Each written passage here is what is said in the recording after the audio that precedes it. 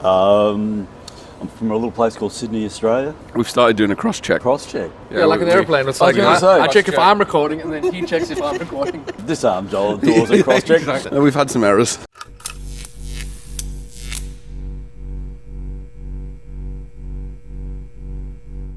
We've got the wonderful Michael Lord here. For people that don't know you, tell us a bit about yourself. I'm from a little place called Sydney, Australia. I've been, working in with the SOLIDWORKS for now, 21 years or something now. I've been in manufacturing all my life. I design motorhomes, camper vans, RVs. Yeah. If you've used previous versions of SOLIDWORKS, you would have seen Michael's designs on the splash screen. That's right, from 2018 through to 2022, 23. Before they dumped me. I haven't dumped you yet because I'm still in an old version. I haven't got over it yet. So well, don't worry. I'll send you a picture when I get back to work. I mean, they keep bringing you out, so you're still doing something right. I'm surprised. So far, this is the first year I haven't seen the poor old vehicle make an appearance. Last year they dragged it up when they were doing the AO rendering of it.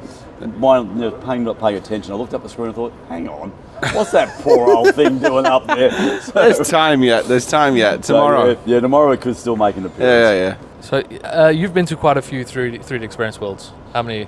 I've been in everyone since 2011. So it's 15 years. Mine is the COVID years. I still count them because we still got together. Oh yeah, we still So I haven't missed them. So you've seen the good, the bad, and the ugly.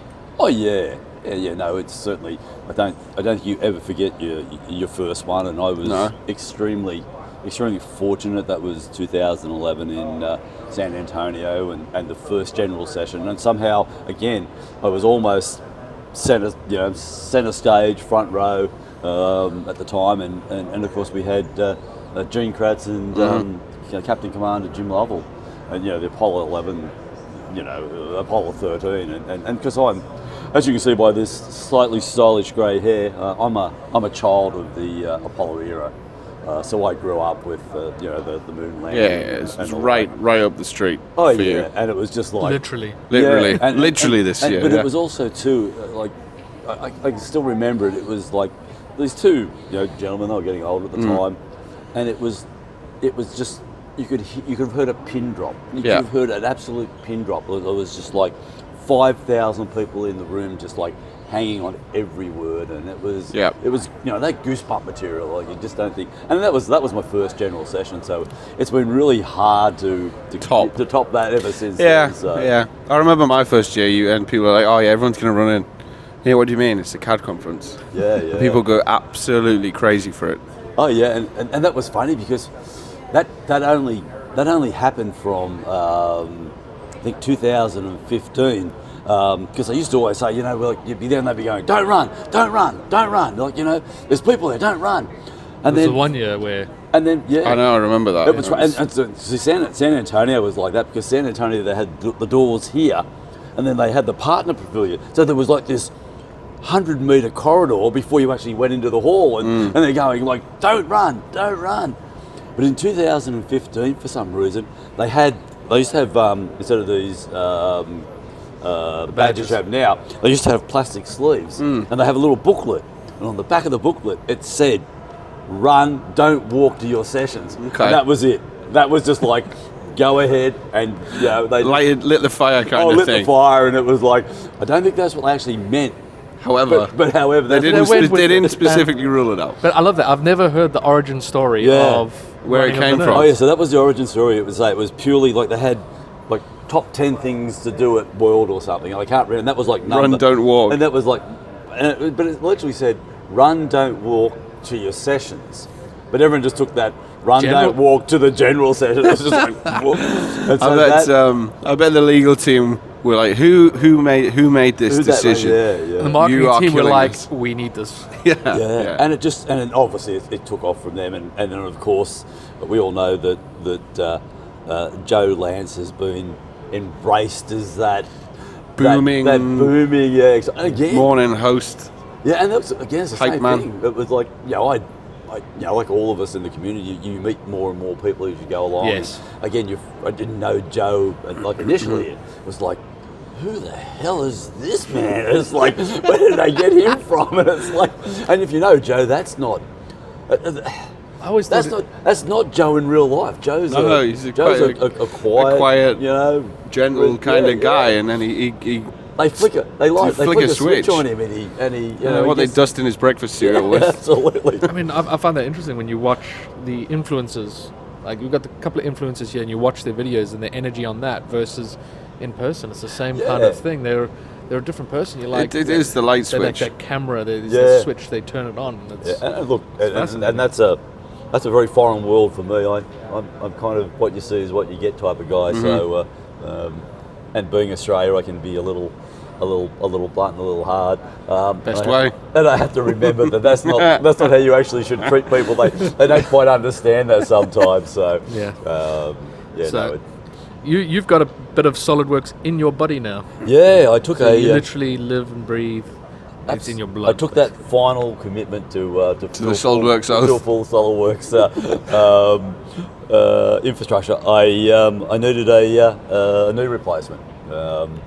It's called old age and a misspent youth, and it got to the stage in my life where you needed a new part. I needed a new part, like the other one, the ball jointed seized. Yeah, a new wheel bearing, new bearings, the whole lot. It was no longer a new set of tyres. Bit of a new shock absorber in there. Exactly, I bet. Yeah. Right. So, being any type person who I think designs and builds things for a living, I did my research, and of course, the moment I found, we obviously all know that SOLIDWORKS is heavily involved in the medical industry. Yes, they got their fingers in every part of the industry. So and so it was a case of saying, well, look, okay, what's out there available, and as soon as I found Striker, who was a SOLIDWORKS customer, what could you go wrong?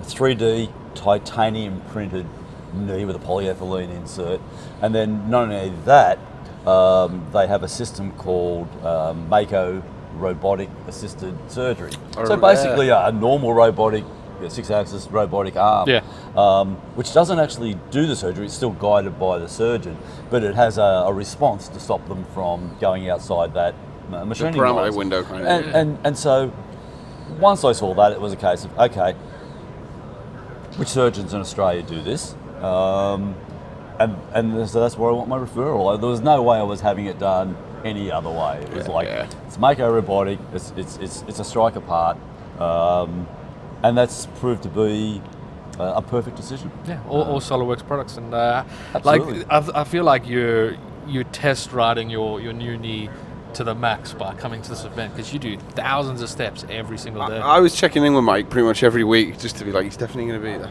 Yeah, he's doing all right. So as I said, it's been a long time coming, and I started looking at it 12 months ago, and at the time the surgeon was saying, no, leave it as long as possible.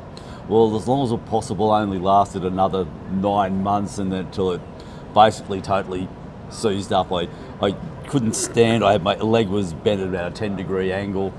I couldn't walk 10 steps without, bone-on-bone pain, and it was embarrassing walking around. My wife would be like 20 metres in front of me after 3 steps, and it was like, this is ridiculous. Didn't slow down to help? No, of course not. She was my wife. It was like, it's your problem. Get yourself moving. So, and I said to him, I got an appointment, and it was like early December. I said, let's do it. I said, well, here's the options. You've got a 2-week period window to do it in, because I figured that it's going to be minimal, 6 to 8 weeks from what I read. So it's either next 2 weeks or it's February sometime, because I have, I'm committed to coming to this conference. And of course, I was also that patient who asked more about the 3D part than the rest, and he's saying no one has ever asked me these questions. So it was like, because when the part of the Mako robotic part is they do a CT scan, and they take that CT scan, which is a series of 2D images. It's how 3D printing is done. They put it into the Mako system. It creates a 3D model, which is what they then programmed the arm off. So it was like, I'm asking you about, well, can I get a copy of that file? And Did they give you one? No, he wouldn't give you one. No, I thought and it's like, and he's just looking at me going, no one has ever asked me this. He said, I've done 5,000 of these operations. I said, well, clearly you haven't had the right person in here. So, Yeah, our good friend Luke, he's about to have a similar surgery. yeah, he's got a little more critical than us. So he's exactly the same from what I've been speaking to Karen. Like, he's calm, cool, collected, because he's so engrossed on the process of making it. Well, I think it's like, again, I'll send you some links. Mako has some really simple, very short videos of just some surgeries and like showing a surgeon with the bone exposed and using basically an engineering tool. A stainless steel template goes in, basically a dowel jig. They get a stainless steel drill with a special drill bit. He's, good surgeon, has it color coded so he can't make an error. Drills the holes in the knee, cleans it up like you would any other drilling process. So all those type things were just like, well, this is a normal engineering practice. If I saw go into any machine shop and you say, this guy knows how he's machining it. No, you wouldn't want the apprentice of it. No, exactly right. So I had, again, to say, Luke and I had very, so Luke's obviously surgery is a little bit more serious than mine. But it was confidence in the process, confidence in the tool. I was confident with the surgeon, so it was never any doubt. People tell you these horror stories, and they're saying, you won't do this, you won't do that. Well, I thought, well, that's not right. The first thing they said to me is that these parts, and they're press fits. They're not the old days of that adhesive.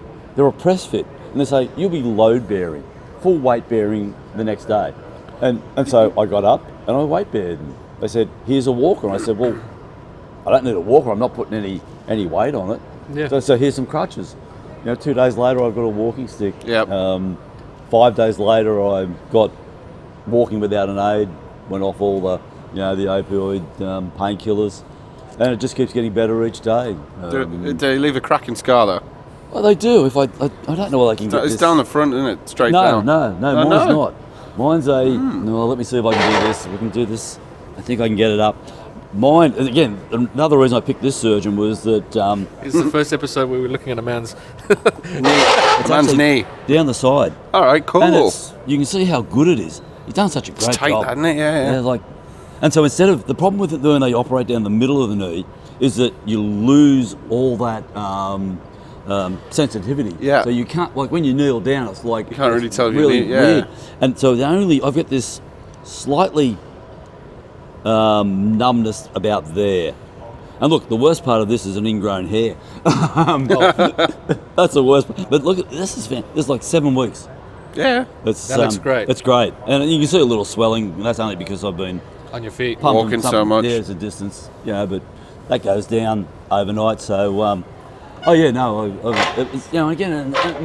so there was no reason not to have that confidence. I've been impressed. Well, we're glad it's working out for you. So do you feel like it's given you a new lease of life down in Oz? Oh yeah, no, it's once you lose, I think it's the worst thing in life. Once you lose mobility and stuff, yeah. it ruins your life. And I'm old, but I'm not that old. We still have things to do, and I'm walking. You don't realise when you can't walk. It just affects everything. Yeah. You start, with like.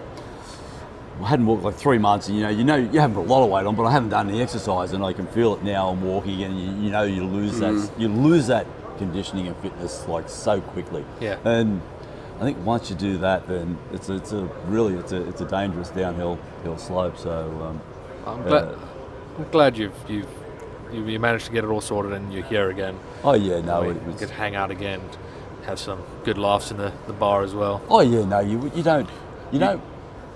You've been on top form.